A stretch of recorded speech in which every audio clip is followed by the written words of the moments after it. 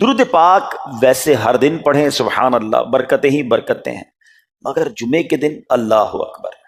آپ جب درود کے فضائل احادیث کی کتابوں میں دیکھتے ہیں نا تو باقاعدہ الگ چیپٹر باندھا محدثین نے، یعنی عام درود پاک کے فضائل لکھے، پھر ایک آپ کو درود پاک کی فضیلت کی کتاب میں الگ چیپٹر ملے گا کہ جمعے کے دن درود پڑھنے کے فضائل، یعنی اتنی حدیثیں ہیں اسپیشلی فرائیڈے کے لیے، جمعے کے دن کے لیے۔ بڑی مشہور حدیث میرے آقا علیہ الصلوۃ والسلام فرماتے ہیں جس کا مضمون ہے کہ جو کوئی شخص جمعہ کے دن 200 بار درود پاک پڑھے اس کے 200 برس کے گناہ معاف کر دیے جاتے ہیں۔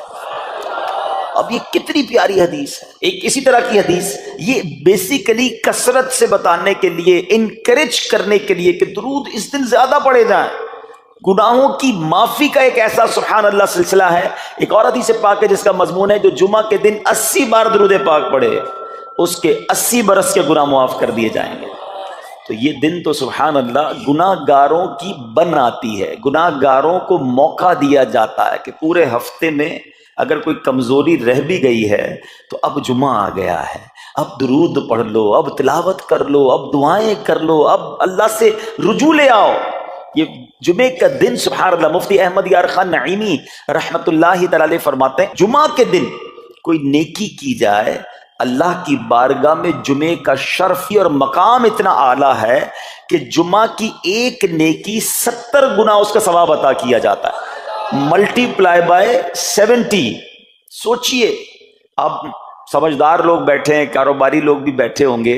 ہمارے یہاں نارملی سپر اسٹور پہ یا کسی جگہ پر مارکیٹس وغیرہ میں اسکیم لگتی ہیں، 25% discount, 50% discount, buy one get one free, ایک خریدو دوسرا فری۔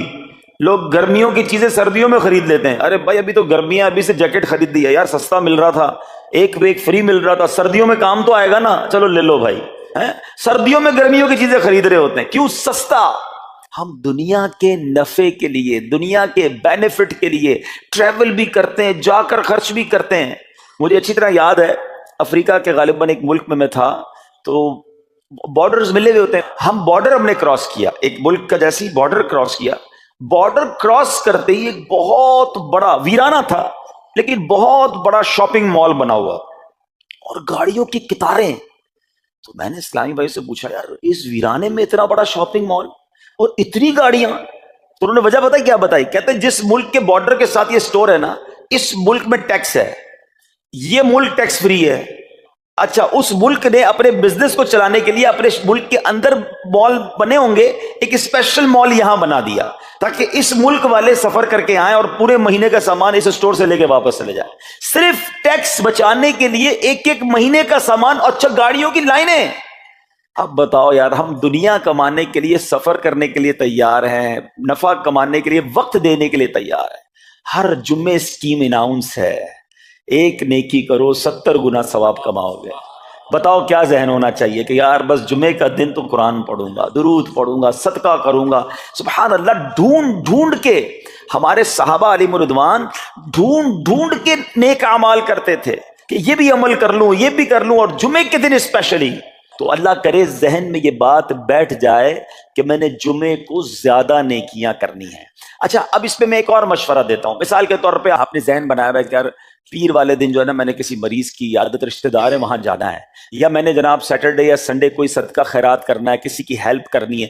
آپ نے کوئی نیکی پلان کی ہوئی ہے ہفتہ اتوار پیر منگل میں، تو کوشش کر کے اس کو جلدی کریں اور فرائیڈے میں کر لیں۔ ایک پوائنٹ آپ نے دیکھا، میں نے یہ نہیں کہا کہ اس کو اگلے جمعے کریں، ہاں ڈیلے نہ کریں، تھوڑا جلدی کر کے اس جمعے کو کریں تاکہ 70 گنا جو ہے وہ اس میں ثواب کما لوں، برکتیں حاصل کر لوں۔ تو اللہ کرے کہ میں اور آپ نیکیوں کے حریص بن جائیں۔ نیکیوں کی جو لالچ ہے نا، لالچ میں یہ بھی کر لوں، میں یہ بھی کر لوں، میں سجدہ بھی کروں، میں تلاوت بھی کروں، میں صدقہ بھی دوں، یہ تو نصیب والوں کو ملتا ہے۔ اور صحابہ کرام میں ہمیں نظر آتا تھا، پیچھے نہیں ہٹتے تھے صحابہ، ہمیں اعلان کیا جا رہا ہے کہ یہ موقع ہے، یہ نیکی ہے، اور پھر بھی کوئی نظر نہیں آتا۔ اللہ کرے کہ یہ جذبہ، کیونکہ یاد رکھو جس طرح کاروباری لوگ کہتے ہیں نا سیزن ہے نیکیاں کر لو، بالکل اسی طرح جب تک میری اور آپ کی سانسیں باقی ہیں نا، نیکیوں کا سیزن جاری ہے۔ جتنی نیکیاں کمانی ہے کما لو، یہ مائنڈ سیٹ بنا لو کہ یار پتہ نہیں کب مر جاؤں، اور نیکی اور نیکی۔ جس طرح پیسے کمانے کا ذہن ہوتا ہے نا، اللہ کرے اس سے زیادہ میرا اور آپ کا نیکیاں کمانے کا ذہن ہو جائے، یار تھوڑی اور نیکی کما لو، تھوڑی اور۔ مثال کے طور پہ آپ کہیں جا رہے ہیں، کسی نے کہا ذرا بیٹھیے 10 منٹ بعد وہ بھائی آئیں گے، اب ہم 10 منٹ کس طرح گزارتے ہیں؟ موبائل نکالا اور جناب دیکھنا شروع، 10 منٹ کیا 15 منٹ بھی گزر جائیں پتہ نہیں چلے گا، لیکن یہ 15 منٹ میں کیا ملا آپ کو؟ شاید گناہ ہی ملے ہوں گے، کیونکہ ہمارے موبائل میں تو بہت ساری چیزیں ایسی ہیں یا تو حرام دکھا دیتی ہیں یا حرام سنا دیتی ہیں، لیکن اگر نیکیوں کا ذہن ہو تو بندہ سوچے یار 10 منٹ میں تو میں سورہ یاسین پڑھ سکتا ہوں، 10 قرآن کا ثواب ہے، موبائل میں قرآن پاک ڈاؤن لوڈ ہو، قرآن شریف نکالا اور یاسین شریف پڑھ لی، ویٹنگ ایریا کے اندر 10 قرآن کا ثواب کما لیا۔ اگر یہ مائنڈ سیٹ ہو، بندہ کہ یار اتنی دیر میں تو 100 بار درود پاک پڑھ لوں گا، اور آقا علیہ الصلوۃ والسلام فرماتے ہیں جو 100 بار درود پاک پڑھے اس کی دونوں آنکھوں کے درمیان لکھ دیا جاتا ہے کہ یہ بندہ دوزخ کی آگ اور نفاق سے بری ہے۔ 5 منٹ 10 منٹ میں اتنی نیکیاں کما سکتا ہوں، لیکن مائنڈ سیٹ ہی نہیں ہے، گھنٹوں ضائع کر دیں گے، نیکی کمانے کا ذہن نہیں بنتا۔ اگر یہی 10-15 منٹ میں مجھے پیسے ملنے ہوتے تو بتاؤ ہم کیا کرتے؟ اللہ کرے دل میں اتر جائے میری بات۔ تو بہرحال جمعہ کا دن یہ بہت کمال کا دن ہے، ہر جمعے کے دن آپ کو اونٹ صدقہ کرنے کا ثواب مل سکتا ہے۔ ایک اونٹ کتنے کا آتا ہے؟ 1.5-2 لاکھ روپے کا تو ہوتا ہے، 2 لاکھ روپے ہر جمعے کو صدقہ کرو، مہینے کے ہو گئے 8 لاکھ روپے۔ بندہ بولے غریب آدمی 8 لاکھ ہر مہینے؟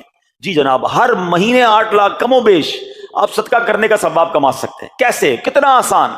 نبی پاک علیہ الصلوۃ والسلام فرماتے ہیں، جس کا مضمون ہے جو جمعے کے دن سب سے پہلے آتا ہے اسے اونٹ صدقہ کرنے کا ثواب ملتا ہے، جو اس کے بعد آتا ہے اسے گائے صدقہ کرنے کا ثواب ملتا ہے۔ اللہ کی رحمت سے ہر جمعے فرشتے مسجد کے دروازے پر کھڑے ہوتے ہیں، ہم اللہ سے دعا کرتے ہیں اللہ تیری نوری مخلوق کے صدقے ہم پر رحم فرما، ہماری مغفرت فرما۔ مگر جب امام خطبے کے لیے کھڑا ہو جاتا ہے، آقا علیہ الصلوۃ والسلام فرماتے ہیں وہ رجسٹر بند کرتے ہیں اور وہ بھی آ کر امام کا خطبہ سننے کے لیے بیٹھ جاتے ہیں۔ تو جلدی آ کر، کچھ منٹ پہلے آ کر، اچھا علم دین الگ ملتا ہے، ظاہر ہے یہاں ہر جمعے بیان ہوتا ہے، وہ بیان سننے کو آپ کو الگ ملے گا، نیکی کی دعوت الگ ملے گی، اور سبحان اللہ اونٹ صدقہ کرنے کا ثواب۔ تو مبارک انہیں جو جلدی آتے ہیں۔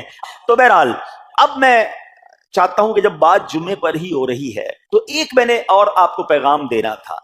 جمعے کو خطبہ دیا جاتا ہے، سالوں سے خطبہ سن رہے ہیں، مجھے اچھی طرح یاد ہے جب میری عمر شاید 17-18 سال تھی تو سن کر آدھا خطبہ تو مجھے اسی وقت یاد ہو گیا تھا، اب شاید پونا یاد ہو گیا ہوگا۔ آپ میں سے بھی کئیوں کو 60-70-80% خطبہ یاد ہوگا کیونکہ ہر جمعے سنتے ہیں، مگر کس کو یہ تجسس ہوا کہ یہ ہر جمعے امام صاحب پڑھتے ہیں، اس میں پیغام کیا ہے، اس کا ترجمہ کیا ہے، اس میں ہمیں کیا جاتا ہے؟ بس سر جھکاتے ہیں، ہاتھ باندھتے سنتے رہتے ہیں، کچھ سو بھی جاتے ہوں گے۔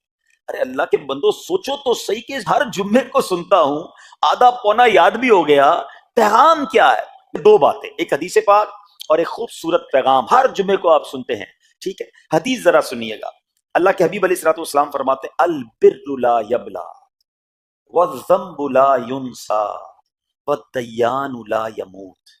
سنے ہوئے نا یہ الفاظ؟ ایسا لگ رہا ہے کہ یار یہ الفاظ تو کانوں میں ہر جمعے ہی آتے ہیں، ٹھیک ہے؟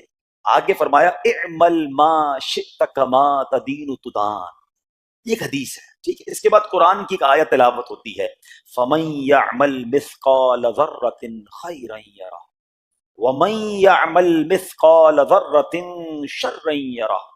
یہ کانوں نے کئی بار، کہوں کہ سینکڑوں بار سنے ہیں، مگر اس میں پیغام کیسا ہے؟ دل ہلا دینے والا پیغام، بڑا سمجھانے والی بات ہے اس حدیث میں، البر لا یبلا۔ میرے آقا فرماتے ہیں نیکی پرانی نہیں ہوتی، کرتے جایا کرو، یہ نیکی تمہارے اکاؤنٹ میں جمع ہو رہی ہے، میں اور آپ بھول جائیں گے، میرا رب نہیں بھولتا، اس کے خزانے بڑے ہیں۔ جہاں نیکی پرانی نہیں ہوتی نا، اب اگلا جملہ سنو، وَالذَّنبُ لَا يُنسَى، گناہ بھلایا نہیں جاتا، میں اور آپ بھول گئے۔ افسوس یہ ہے، عجیب کہانی ہے، یہ تو ایک الگ ٹاپک ہے کہ آج جس سے ملاقات کرو اس کو 15 سال 20 سال 25 سال پرانی نیکیاں یاد ہیں۔ لوگ ملتے ہیں کہتے ہیں 1990 میں حج کیا تھا، 95 میں عمرہ کیا، 2002 میں فلاں مسجد بنائی، آپ کی دعوت اسلامی کے قافلے میں بھی 2005 میں گیا تھا، ساری نیکیاں 15 20 سال پرانی یاد ہیں۔ گناہ کل جھوٹ بولا تھا یاد ہے؟ کل رات کو بد نگاہی ہو گئی تھی وہ یاد ہے؟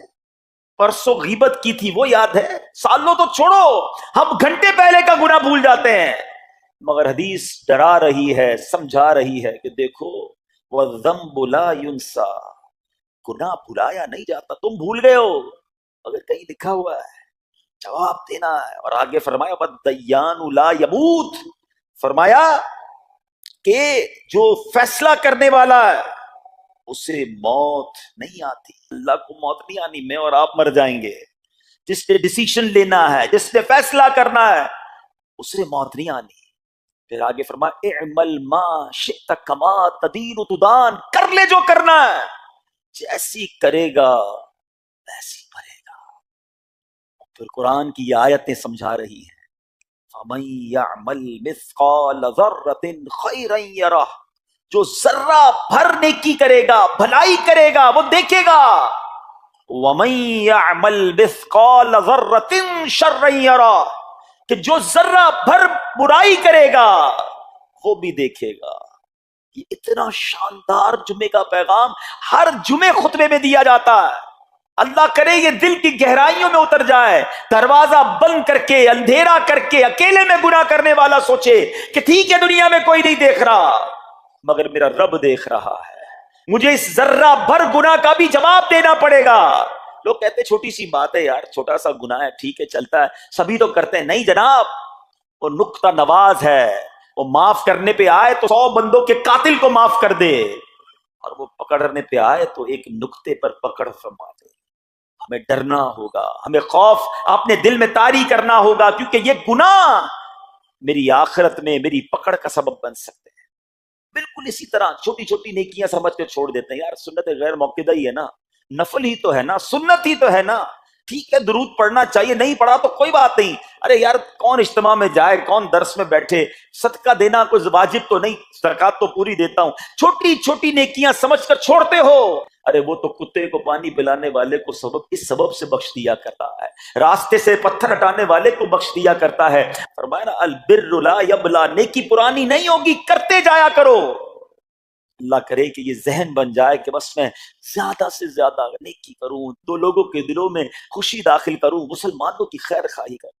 اس ایک ہی حدیث پر، ان آیتوں پر میں مزید بھی بہت بات کر سکتا ہوں، لیکن میں نے اشارہ دیا کہ ضرور اس پر توجہ دیں.